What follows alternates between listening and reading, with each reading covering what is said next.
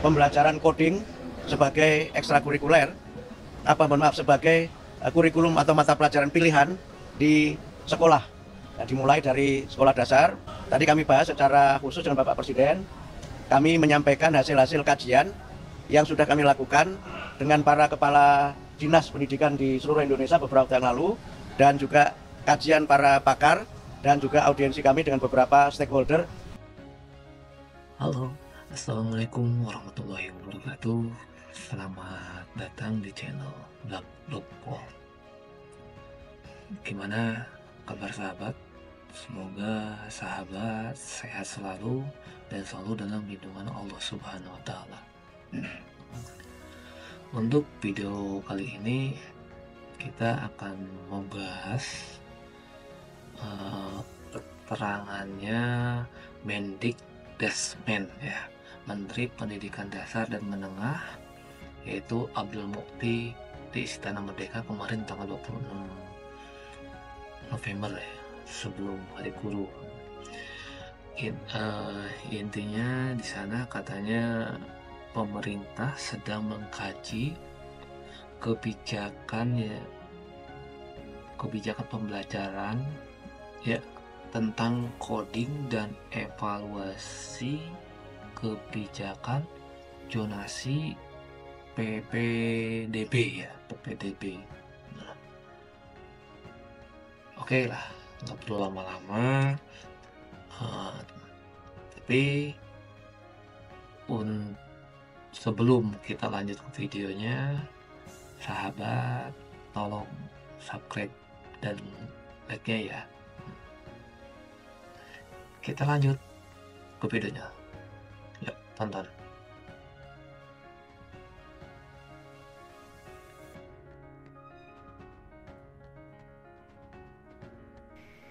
Ya baik, terima kasih rekan-rekan wartawan. Kami sampaikan bahwa tadi baru saja saya diterima oleh Bapak Presiden.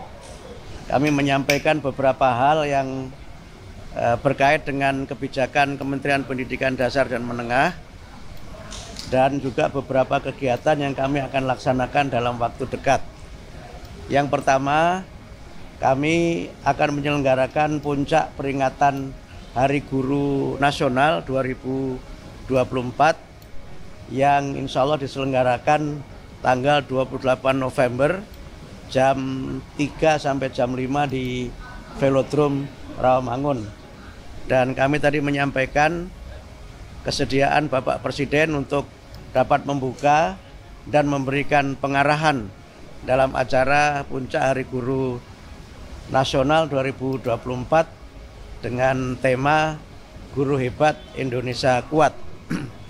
Yang dalam acara tersebut nanti akan disampaikan peningkatan kesejahteraan guru non-ASN sebesar 2 juta rupiah dan peningkatan untuk gaji guru ASN sebesar gaji pokok yang mereka miliki. Nanti akan disampaikan pada saat puncak peringatan Hari Guru. Kemudian yang kedua, kami menyampaikan terkait dengan beberapa yang menjadi kebijakan kami untuk pembelajaran coding sebagai ekstrakurikuler, sebagai kurikulum atau mata pelajaran pilihan di sekolah. Nah, dimulai dari sekolah dasar, mungkin nanti kita akan kaji apakah mulai dari kelas 4 atau seterusnya, dan itu bisa kita selenggarakan sebagai bagian dari materi pelajaran pilihan di sekolah. Dan Pak Presiden sangat mendukung untuk pembelajaran coding di sekolah. Kemudian yang ketiga, ini yang mungkin sangat ditunggu oleh teman-teman wartawan terkait dengan PPDB zonasi.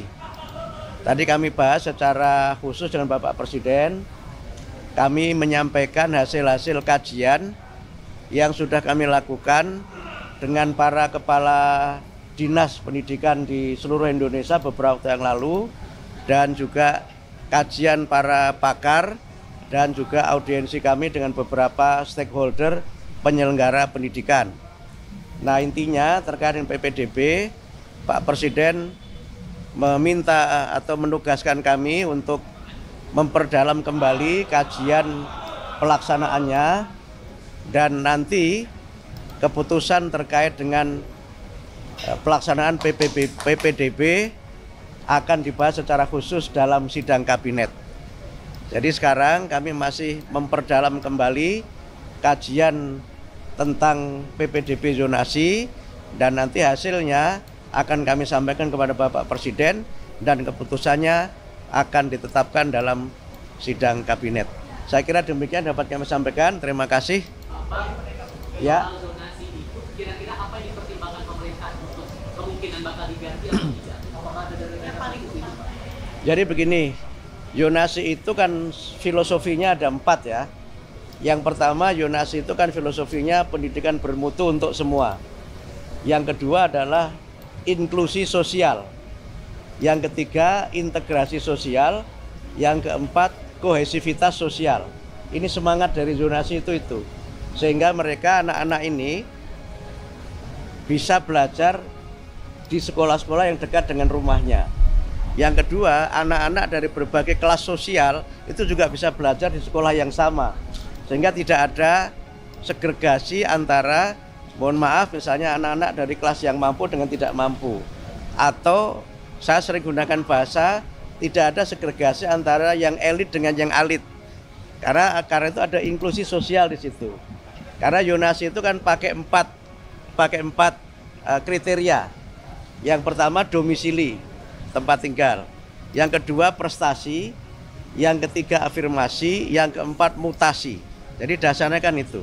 Domisili tentu mereka yang tinggal terdekat dengan lingkungan sekolah itu.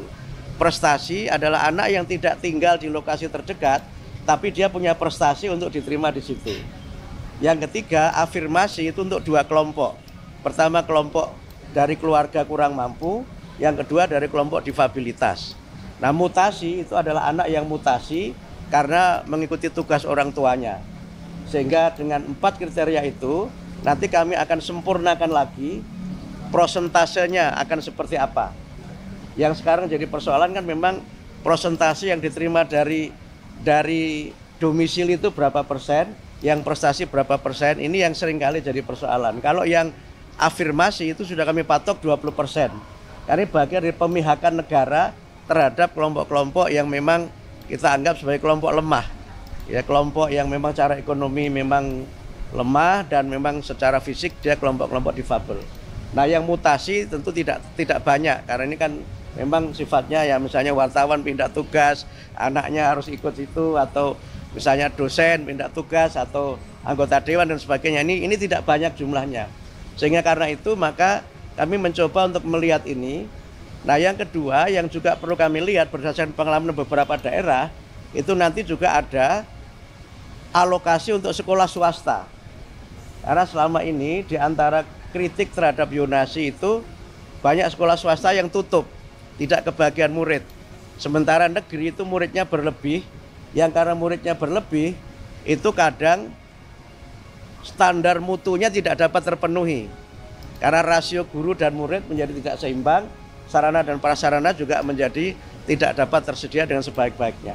Nah, berbagai kelemahan ini sedang terus kita pelajari dan kami perdalam, sehingga mudah-mudahan pada tahun pelajaran 2025-2026 itu kami sudah bisa menerapkan zonasi dengan sistem baru yang kajiannya terus kami lakukan dan keputusannya nanti dalam sidang kabinet.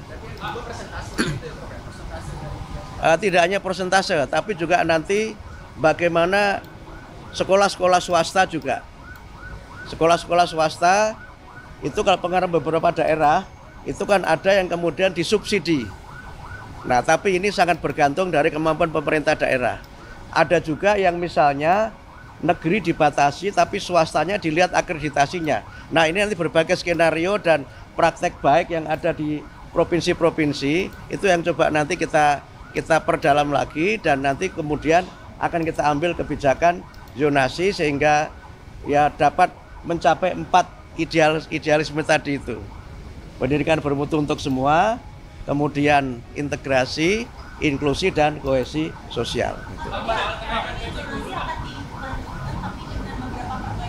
Menunggu sidang. Kami belum bisa mengambil keputusan karena keputusan nanti tidak ada pada kami tapi pada sidang kabinet dipimpin Pak Presiden. Mas Wapres kan mengusulkan agar zonasi ini dihapuskan. Apakah sudah dikomunikasikan juga dengan Mas Wapres mengenai hal ini? Kami belum bertemu dengan Mas Wapres soal ini. Kami baru menyampaikan pada Pak Presiden karena kami sudah memang sudah menyampaikan untuk bertemu sudah cukup lama dan minta beliau untuk hadir di acara puncak Hari Guru itu. Gitu ya. Jadi begini, jadi yang guru non ASN honorer itu dengan dapat sertifikasi, maka pendapatan dia akan menjadi 2 juta. Itu di luar gaji dia di sekolah asalnya ya. Jadi dia kan sudah punya gaji di sekolah asalnya itu. Yang gaji itu bervariasi menurut kemampuan sekolah. Tapi dengan dia sertifikasi, maka dia akan dapat tunjangan sertifikasi sebesar 2 juta itu. Semua. Jadi malah kalau guru yang ASN itu malah hanya gaji pokok saja sesuai dengan gaji pokok dia. Yes, gaji pokoknya sesuai dengan gaji pokok dia 1 kali gaji pokok. Ya gaji pokok itu tentu berbeda sesuai dengan kepangkatan dan sebagainya. Berubah ya untuk ASN itu berubah sesuai gaji pokok kan? ASN-nya naik tapi kenaikannya sesuai gaji pokok. Saya nggak tahu gaji pokoknya berapa, saya nggak tahu. Iya. Jadi peningkatan kesejahteraan ini juga nanti mengikuti peningkatan kualifikasi. Gitu. Jadi karena dia kan sudah dapat sertifikasi, dia harus ikut PPG. Nah, PPG itu kan pelatihan untuk bagaimana guru yang sudah memenuhi kualifikasi D4 atau S1 itu meningkat kualifikasinya sesuai amanat undang-undang kan harus punya kualifikasi. Yang dengan kualifikasi itu dia punya sertifikasi. Dengan dapat sertifikasi maka dia dapat tunjangan sertifikasi. Jadi clear ya. Jadi bentuknya tunjangan kesejahteraan melalui sertifikasi. Ya kalau pendapatnya meningkat masa kualitasnya nggak meningkat. Jadi kira-kira begitu. Guru PNS itu kenaikan gaji sesuai dengan gaji pokok. 2025. Teorinya Januari kan tahun anggaran dimulai Januari. Tapi realisasinya nanti tergantung dari bagaimana pencairan dana dari Kementerian Keuangan. Kalau soal mata pelajaran coding itu sejauh ini adakah daerah-daerah yang bakal diprioritaskan untuk program itu? Belum pakai prioritas, tapi kami sudah melakukan kunjungan ke beberapa sekolah yang ternyata sudah banyak yang menyelenggarakan coding. Saya ke Medan, di Jakarta, beberapa tempat, bahkan tadi juga baru saja ada acara, malah ada gerakan perempuan untuk pengembangan coding di sekolah itu. Nah ternyata coding itu variasinya ada 3. Pertama ada coding yang dia online, yang dia memang internet based. Yang kedua ada coding yang dia unplug, yang dia tidak pakai internet, tapi ada paketnya yang sudah khusus. Yang ketiga ada coding yang unplug dan tidak ada paket khusus, tapi berupa alat-alat permainan bisa dikembangkan sendiri. Sehingga dengan variasi ini kami melihat di lapangan prakteknya coding itu diselenggarakan dalam 2 mata pelajaran. Yang dia online itu di mata pelajaran teknik informatika. Tapi yang tidak itu bisa di mata pelajaran keterampilan. Sehingga dia bisa saja coding ini tidak menambah mata pelajaran, hanya merubah isi mata pelajaran yang sudah ada. Nah, dengan cara begitu maka kami mungkin tidak perlu menambah guru, tapi hanya melatih guru yang mengajar coding. Gitu.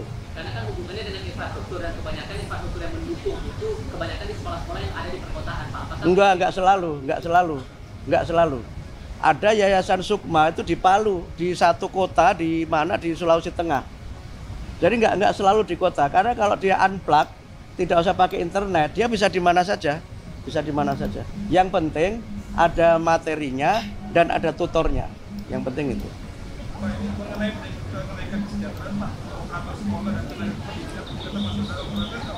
Itu belum yang termasuk yang nanti, tapi kami usulkan itu untuk mudah-mudahan bisa diakomodir dari usulan kami untuk peningkatan tambahan anggaran di kementerian. Tapi yang sekarang disetujui DPR, yang sudah diketok beberapa waktu yang lalu, itu belum termasuk itu. Tapi termasuk kami usulkan untuk tambahan anggaran yang mudah-mudahan nanti bisa disetujui oleh DPR. Belum termasuk yang di madrasah juga, Pak? Belum. Yang di Kemenak belum. Kami sudah ketemu dengan Menteri Agama, tetapi untuk yang Kemenak itu belum karena belum masuk kuota di tahun 2025 ini. Jadi yang 600.606 guru itu semuanya guru yang mengajar di sekolah. Yang untuk Kemenak nanti kami hitung lagi dan kami matangkan lagi karena ini menyangkut skema anggaran lintas kementerian. Gitu ya. Terima kasih ya. Terima kasih.